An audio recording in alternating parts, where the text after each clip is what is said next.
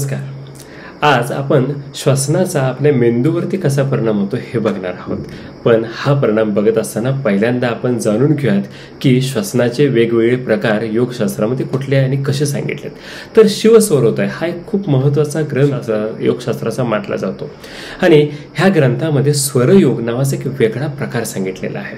आता स्वरयोग म्हणजे काय, तर त्या ग्रंथामध्ये असं सांगितलंय की आपली डावी नाकपुडी उजवी नाकपुडी ह्यालाच अनुक्रमे चंद्रनाडी आणि सूर्यनाडी असं म्हटलंय किंवा त्यालाच इडा आणि पिंगला नाडी असं म्हटलंय.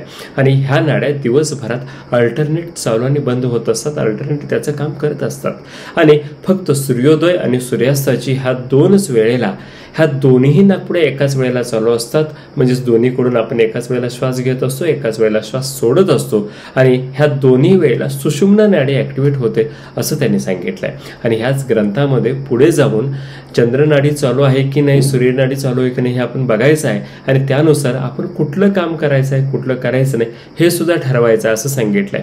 अगदी उदाहरण द्यायचं जर झालं तर त्या ग्रंथामध्ये असं सांगितलंय की जर तुमची चंद्रनाडी चालू असेल तर त्यावेळेला तुम्ही कुठलंही विचाराचं काम करा, कलेशी निगडीत काम करा, सर्जनशीलतेशी निगडीत काम करा, दान धर्म करायचं असेल तर त्यावेळेस करा, कुठलाही निर्णय घ्यायचा असेल, व्यवसाय करायचा असेल, शेती करायची असेल, बोलण्यासंबंधित काही कामं करायची असेल तर ती चंद्रनाडी चालू असताना करा. पण जर सूर्यनाडी चालू असेल तर मात्र तुम्ही कष्टाची कामं, मेहनतीची कामं, हिशोब आकडेमोड करणे, त्याचबरोबर जेवण घेणे, औषध उपचार करणे ह्या गोष्टी तुम्ही सूर्यनाडी चालू असताना करा. पण ज्या वेळेला तुमच्या दोन्ही नाड्या चालू आहेत म्हणजेच मध्यनाडी किंवा सुषुम्ना नाडी चालू आहे त्यावेळेला मात्र तुम्ही तुमच्या आध्यात्मिक प्रगतीसाठी काही ना काहीतरी करत राहा. जसं की योगा आहे, मेडिटेशन आहे, प्राणायाम आहे आणि ह्या दोन्ही नाड्या एकाच वेळेला चालू असण्याचा फायदा तुम्ही तुमच्या आध्यात्मिक उन्नती करता करून घ्या.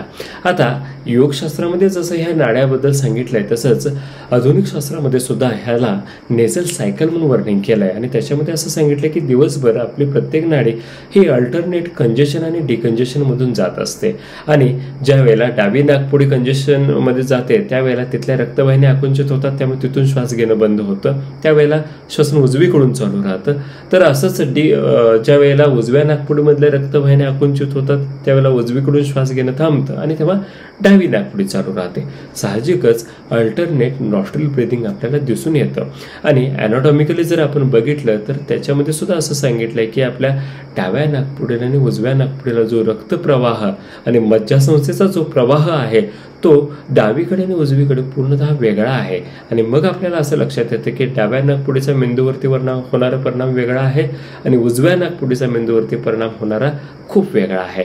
आणि मग नेमके हे परिणाम कसे होतात, नेमकं नाकपुड्यांचा त्याच्यातून घेतलेल्या श्वासनाचा आपल्या मेंदूवरती कसा परिणाम दिसतो हे बघण्यासाठी अनेक संशोधन आजपर्यंत करण्यात आलेली आहेत आणि त्याच्यातून आपल्याला असं दिसून आलंय की आपल्या श्वसनाचा आपल्या मेंदूच्या हायर फंक्शन, हायर प्रोसेसिंगशी संबंध येतो. त्याचबरोबर आपली न्यूरो एंडोक्राईन सिस्टीम, आपली इम्युनिटी, आपली गॅस्ट्रोइंटेस्टाईन सिस्टीम ह्याच्यावरती सुद्धा ह्या श्वसनाचा खूप मोठा परिणाम दिसून येतो.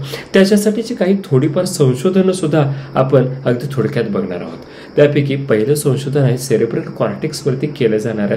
हे संशोधन करत असताना अंदाजे 30 लोकांना त्या संशोधनामध्ये घेतलं आणि त्यावेळेला त्यांची कुठली नाकपुडी चालू आहे हे बघण्यात आलं आणि मग त्यानुसार त्यांची EEG म्हणजेच मेंदूचा इलेक्ट्रोएन्सेफेलोग्राम घेण्यात आला आणि मग मेंदूची ऍक्टिव्हिटी किती आहे हे तपासण्यात आलं. तर ज्या वेळेला 30 लोकांचा स्टडी आपल्या समोर आला त्यावेळेला असं लक्षात आलं की ज्या लोकांची डावी नाकपुडी चालू होती त्यांच्या मेंदूच्या उजव्या भागामधल्या सेरेब्रल ऍक्टिव्हिटी वाढल्या, तर ज्यांच्या उजव्या नाकपुडी चालू होती त्यांच्यामध्ये डाव्या मेंदूच्या सेरेब्रल ऍक्टिव्हिटीमध्ये जास्त मोठा फरक दिसून आला.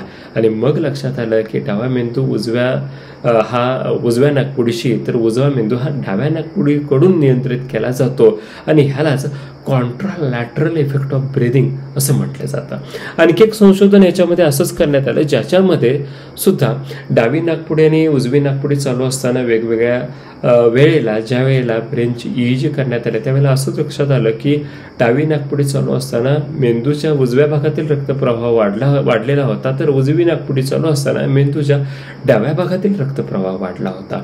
असंच आणखी एक संशोधन करण्यात आलं आणि त्याच्यामध्ये मात्र ह्या श्वसनाचा थोडा वेगळा प्रकार म्हणजेच चंद्र अनुलोम विलोम आणि सूर्य अनुलोम विलोम हे त्या स्टडीमध्ये जे लोक सहभागी झाले होते त्यांना करायला लावला. आता नेमकं कसं करायला लावलं तर सूर्य अनुलोम विलोम करत असताना उजव्या नाकपुडीतून श्वास घ्यायचा आहे, थोडा वेळ रोखायचा आहे आणि उजवीकडून श्वास सोडायचा आहे. हा श्वास घेत असताना अंदाजे 25 काउंट श्वास घ्यायचा, 12 काउंट श्वास रोखायचा आणि 12 काउंट श्वास सोडायचा असं ठरवण्यात आलं.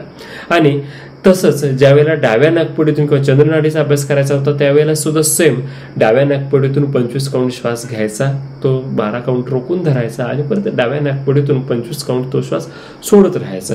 असा अभ्यास ह्या साधकांच्याकडून करून घेण्यात आला आणि 5-5 मिनिटं चंद्र अनुलोम विलोम सूर्य अनुलोम केल्यानंतर मग त्यांचा परत ब्रेन ऍक्टिव्हिटी EEGतून तपासण्यात आल्या. त्याचबरोबर त्यांच्या हृदयाच्या सुद्धा श्वसनाची तपासणी करण्यात आली आणि मग असं लक्षात आलं की ज्या वेळेला उजव्या नाकपुडीतून श्वास घेतला गेला म्हणजेच सूर्य अनुलोम विलोम करण्यात आला त्यावेळेला मेंदूकडचा रक्तप्रवाह वाढला, ब्लड प्रेशर थोडंसं वाढलं, त्याचबरोबर श्वसनाचा दर सुद्धा थोडासा वाढला. आणि ज्या वेळेला डाव्या नाकपुडीतून श्वास घेतला आणि सोडला गेला म्हणजेच थोडक्यात चंद्र अनुलोम विलोम केला त्या वेळेला मात्र मेंदूकडे जाणारा रक्तप्रवाह थोडासा कमी झाला, ब्लड प्रेशर थोडंसं कमी झालं, हार्ट रेट थोडासा कमी झाला आणि श्वसनाचा दर सुद्धा थोडासा कमी झालेला दिसून आला. आणि मग असं लक्षात आलं की डावी नाकपुडी आपल्या पॅरासिम्पॅथेटिक सिस्टमला ऍक्टिव्ह करते, आपल्या शरीराला थोडंसं विश्रांती देते आणि ऊर्जेचा संचय करते. तर उजव्या नाकपुडीतून श्वास घेतल्यानंतर आपण ऍक्टिव्हेट होतो, आपल्या क्रिया जास्त वेगानं चालू होतात पण तेवढ्याच वेगानं आपली ऊर्जा सुद्धा खर्च होत राहते. मग मित्रांनो आपल्या असं लक्षात येईल की जर मेंदू हा आपल्या श्वसनावरती नियंत्रित होतोय तर आपण आपल्या श्वसनाचा वापर करून मेंदूचा मोड सिम्पॅथेटिक किंवा पॅरासिम्पॅथेटिक चेंज करू शकतो, मेंदूकडून खर्च होणारी ऊर्जा सुद्धा नियंत्रित करू शकतो आणि अनेक शारीरिक मानसिक आणि आध्यात्मिक फायदे आपण ह्या श्वसनातून घेऊ शकतो. आता या श्वसनाचे अनेक वेगवेगळे प्रकार आहेत, जसं आपण आताच बघितला चंद्र अनुलोम विलोम आहे, सूर्य अनुलोम विलोम आहे, काही वेगळे प्रकार जसे की सूर्यभेदन, चंद्रभेदन सुद्धा आपण बघतो, अनुलोम विलोम सुद्धा आपण बघतो. प्राणायामाचे खूप प्रकार आपल्याला ग्रंथांच्या मध्ये दिलेले आहेत. आणि जर आपल्याला सुद्धा हे प्रकार करायचे असतील तर आमची ऑनलाईन योगा बॅच असते रोज सकाळी 6:15 वाजता. त्या मीटिंगचे डिटेल्स मी तुम्हाला डिस्क्रिप्शनमध्ये टाकतोय, त्या मीटिंगला जॉईन करा आणि मग नवीन नवीन प्राणायामाचे प्रकार आणि त्याचबरोबर इतर सुद्धा योगाच्या कृती तुम्ही शिकत राहा. आजच्या व्हिडिओचा कंटेंट जर तुम्हाला आवडला असेल तर नक्कीच चॅनलला सबस्क्राईब करा आणि व्हिडिओला लाईक करा आणि अशीच माहिती मिळवत चला. ह्या व्हिडिओमध्ये आज इथंच थांबतोय, पुढच्या व्हिडिओमध्ये भेटूयात. तोपर्यंत आपली रजा घेतो. धन्यवाद.